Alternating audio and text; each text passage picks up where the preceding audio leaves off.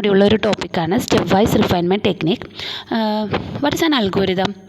Algorithm is a step by step instruction to solve a problem. നമുക്കൊരു problem കിട്ടിക്കഴിഞ്ഞാൽ അത് നമുക്ക് എങ്ങനെ സോൾവ് ചെയ്യാം, അതിന് സ്റ്റെപ്പായിട്ട് ഇങ്ങനെ എഴുതുന്നതിനെയാണ് അൽഗോരിതം എന്ന് പറയുന്നത്.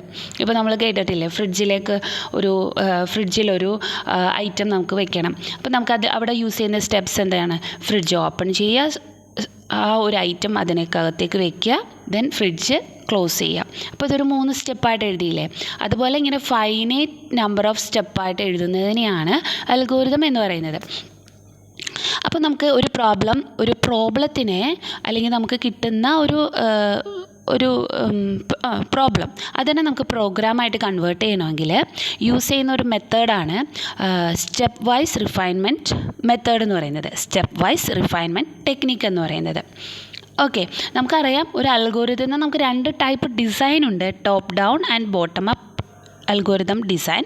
അപ്പോൾ ഇതിൽ നമുക്ക് ടോപ്പ് ഡൗൺ ആയിക്കോട്ടെ ബോട്ടം അപ്പ് ആയിക്കോട്ടെ, ഇവിടെ നമ്മൾ ആ പ്രോഗ്രാമിലേക്ക് കൺവേർട്ട് ചെയ്യുന്ന ആ ഒരു ഒരു കൺവേർഷനെയാണ് സ്റ്റെപ്പ് വൈസ് റിഫൈൻമെൻറ്റ് ടെക്നിക്ക് എന്ന് പറയുന്നത്. ആക്ച്വലി 3 സ്റ്റെപ്പാണ് സ്റ്റെപ്പ് വൈസ് റിഫൈൻമെൻറ്റ് പ്രോസസ്സിനുള്ളത്. ഫസ്റ്റ് മാത്തമാറ്റിക്കൽ മോഡൽ യൂസ് ചെയ്തിട്ട് ഒരു ഇൻഫോർമൽ അൽഗോരിതം എഴുതുന്നു. ഇപ്പോൾ മാത്തമാറ്റിക്കൽ മോഡൽ എന്ന് ഇവിടെ ഉദ്ദേശിക്കുന്നത് നമുക്ക് ഗ്രാഫോ ട്രീയോ എല്ലാം യൂസ് ചെയ്തിട്ട് നമ്മൾ ഒരു പ്രോബ്ലത്തിനെ റെപ്രസെൻ്റ് ചെയ്യുകയാണ് ചെയ്യുന്നത്. അപ്പോൾ ഇവിടെ നമ്മൾ മോഡൽ ചെയ്യും. We try to represent the problem using an appropriate mathematical model such as graph, tree etcetera. Okay, ഈ ഒരു സ്റ്റേജിൽ നമുക്ക് കിട്ടുന്ന സൊല്യൂഷൻ എന്ന് പറയുന്നത് ഒരു ഇൻഫോർമൽ അൽഗോരിതം ആയിരിക്കും.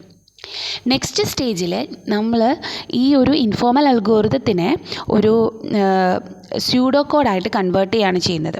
Okay, we convert this formal algorithm to formal algorithm. അപ്പോൾ ഇങ്ങനൊരു അൽഗോരിതത്തിലേക്ക് കൺവേർട്ട് ചെയ്യുമ്പോൾ, ഫോർമൽ അൽഗോരിതത്തിലേക്ക് കൺവേർട്ട് ചെയ്യുമ്പോൾ നമുക്ക് ഇവിടെ ഫോർമൽ ലാംഗ്വേജ് യൂസ് ചെയ്യാം. ഓക്കെ, ഫോർമൽ ലാംഗ്വേജ് യൂസ് ചെയ്തിട്ട്, അപ്പോൾ ഫോർമൽ ലാംഗ്വേജ് എന്ന് ഉദ്ദേശിക്കുന്നത് ആക്ച്വലി നിങ്ങൾ കേട്ടിട്ടുണ്ടല്ലോ സ്യൂഡോ കോഡ്. സ്യൂഡോ കോഡ് എന്ന് പറഞ്ഞാൽ എന്താണ്? നമ്മൾ യൂസ് ചെയ്യുന്ന സാധാരണ എഴുതുന്ന അൽഗോരിതം അതിനൊപ്പം കുറച്ച് പ്രോഗ്രാമിംഗ് കൺസ്ട്രക്റ്റ് കൂടി കയറി വരും. പ്രോഗ്രാമിംഗ് കൺസ്ട്രക്റ്റ് എന്ന് വെച്ചാൽ if, else, while, do while, ഇതെല്ലാം നമുക്ക് യൂസ് ചെയ്യാം, ഫോർ. അപ്പോൾ ഇത് കാണുമ്പോൾ ഇതൊരു പ്രോഗ്രാം പോലെ ഇരിക്കും. ഓക്കെ, അതിനാണ് സ്യൂഡോ കോഡ് എന്ന് പറയുന്നത്. സോ രണ്ടാമത്തെ സ്റ്റേജിൽ, at the second stage, the algorithm is written in pseudo language. Okay, ഇനി അടുത്ത സ്റ്റേജിൽ എന്തായിരിക്കും? In the final stage V choose appropriate data structures. അപ്പോൾ ഇവിടെ നമ്മൾ അൽഗോരിതം എഴുതി വെച്ചിട്ടുണ്ട്, ഒരു അപ്രോപ്രിയേറ്റ് ഡാറ്റ സ്ട്രക്ചർ ചൂസ് ചെയ്യും.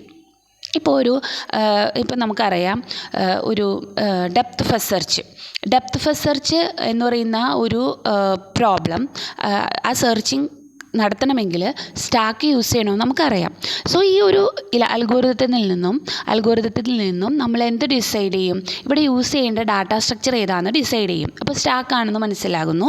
സോ ഡാറ്റ സ്ട്രക്ചർ ഏതാ? അപ്പോൾ സ്റ്റാക്ക് ആണെന്ന് മനസ്സിലായി കഴിഞ്ഞാൽ സ്റ്റാക്കിന് വേണ്ടിയുള്ള ഓപ്പറേഷൻസ് എഴുതണ്ടേ? അപ്പോൾ അവിടെ പുഷും പോപ്പും വേണ്ടി വരുമല്ലോ. അപ്പോൾ പുഷും പോപ്പും ആയിരിക്കും ഇതിൽ എഴുതുന്ന അപ്രോപ്രിയേറ്റ് ഓപ്പറേഷൻസും കൂടി ഇതിൻ്റെ ഒപ്പം എഴുതും. അതായത് ഡാറ്റ സ്ട്രക്ചർ ഏതാണെന്ന് നമ്മൾ ഐഡൻറ്റിഫൈ ചെയ്യും. We choose an appropriate data structure and write the procedure for the various operations on that data structure. The remaining informal statement in the pseudo language algorithm are replaced by C or C++ code.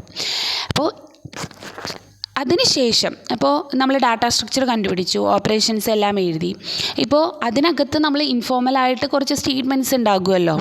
ഈ informal statement, അതായത് ഇപ്പോൾ print ചെയ്യാനും നമ്മൾ എഴുതുമല്ലോ കോഡുകൾ, അതിനെയൊക്കെ display ചെയ്യാനൊക്കെ നമ്മൾ എഴുതുന്നത് നമ്മൾ C അല്ലെങ്കിൽ C++ അല്ലെങ്കിൽ ഏത് ലാംഗ്വേജിലേക്കാണോ നമുക്ക് കൺവേർട്ട് ചെയ്യേണ്ടത് ആ ലാംഗ്വേജിലേക്ക് നമ്മൾ റൈറ്റ് ചെയ്യുകയാണ് ചെയ്യുന്നത്. അങ്ങനെ ഒരു പ്രോബ്ലത്തിൽ നിന്നും ഒരു പ്രോഗ്രാമിലേക്ക് നമ്മൾ റിഫൈൻ ചെയ്ത് കൊണ്ടുവരികയാണ് ചെയ്യുന്നത്. അങ്ങനെ 3 സ്റ്റെപ്പാണുള്ളത്. ആ ഫിഗർ വരച്ചിട്ട് എക്സ്പ്ലെയിൻ ചെയ്താൽ മതി. ഓക്കെ.